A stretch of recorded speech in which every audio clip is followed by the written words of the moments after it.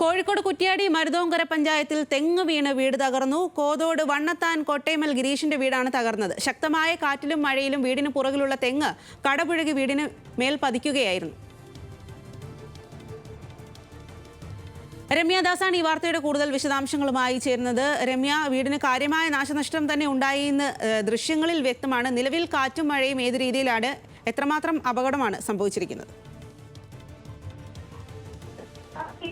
ജില്ലയിൽ ഇടവിട്ടാണ് മഴ പെയ്യുന്നത്. അതായത് ശക്തമായ മഴയും കാറ്റും ഇടവിട്ടുണ്ട് ജില്ലയില്.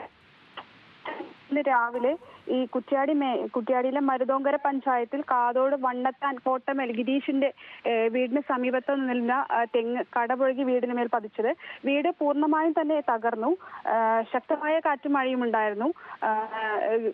ഈ സമയം ഗിരീഷ് വീടിനകത്ത് ഉണ്ടായിരുന്നെങ്കിലും അപകടമൊന്നും സംഭവിച്ചില്ല. പരിക്കേൽക്കാതെ ഗിരീഷ് രക്ഷപ്പെടുകയായിരുന്നു. സ്വാതി.